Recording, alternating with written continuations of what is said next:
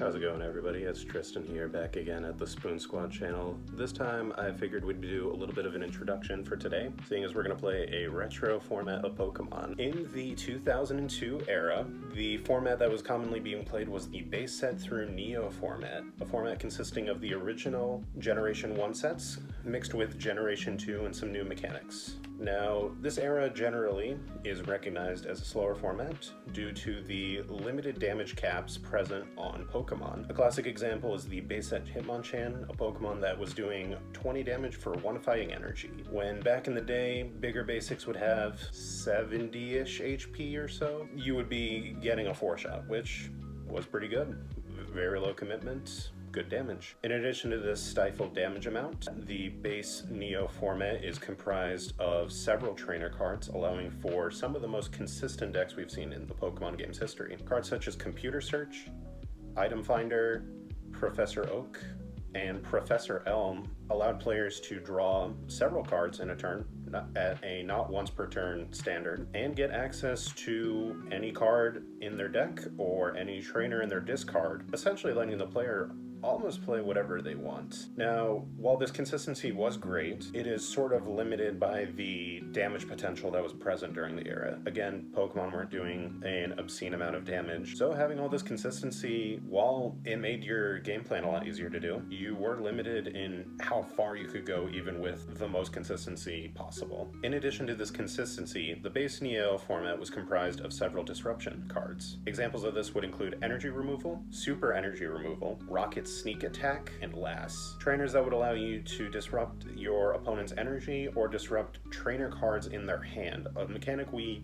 generally don't see very often, even in modern day Pokemon. So with all of these factors combined, what do we tend to expect? While the game will be a little slower due to the damage output, but in general, players will get to play the game however they choose due to the consistency. And with the amount of disruption present, players will need to be aware of its presence and try to play accordingly around it. Commit when you have to commit. Don't put too much on your board if you don't have to. It teaches patience is a way I'd like to describe it. And with that, today we're going to be playing a match of two relatively iconic, pretty strong decks from the format. I'm going to be playing the Sneasel Pichu deck, a deck categorized by using Sneasel, a relatively efficient attacker for the format, and several baby Pokemon which allow me to either set up using effects such as Cleffa's Eek attack, or attack on different axes with examples such as Pichu and Magby. For more context, the baby Pokemon of this format were 30 HP Pokemon, very small hit points, but you were given the ability to,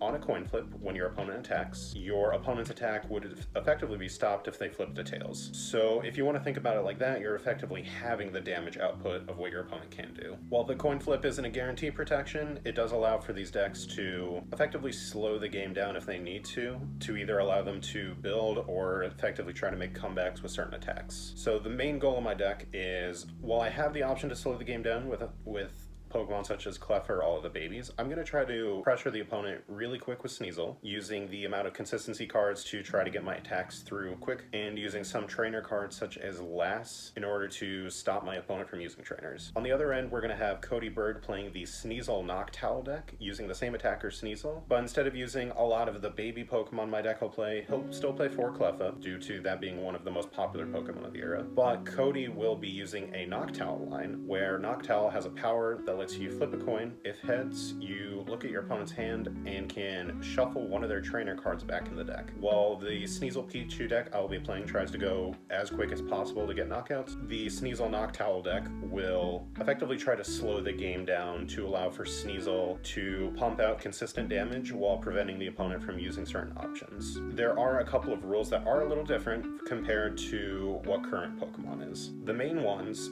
that I would like to point out, there were no supporters, meaning effectively any trainer card, you're allowed to play as many trainers in a turn as you like. In addition, you are allowed to attack going first. Nowadays, that would not probably ever fly by any standards. Back in the day, that was usually fine generally due to damage output not being the highest, and you could also try to set up multiple Pokemon to prevent yourself from getting donked on turn 1. Comment, like, subscribe, do all those things. If you're so interested, interested, we do have a membership here on the YouTube channel where for $1 a month you can get special perks, such as you'll get a badge by your name. We'll try to comment to your post a little bit quicker, or if you have any questions in general that you'd like to ask us. And in addition to that, we do have content on the YouTube channel that's only available for members. So if you'd like any of these perks, if just one or all of them, please consider giving some membership. It would mean the world to us. And with that, let's get to the gameplay. Especially, I'm kidding.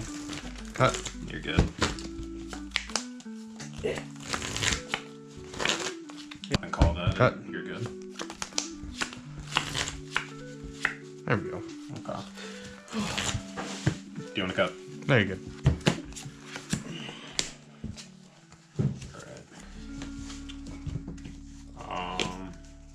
Heads or tails? Heads.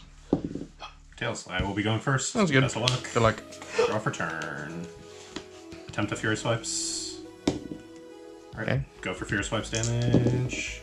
GG's. Ah, good game. That was fun. Yeah, good times. Good games.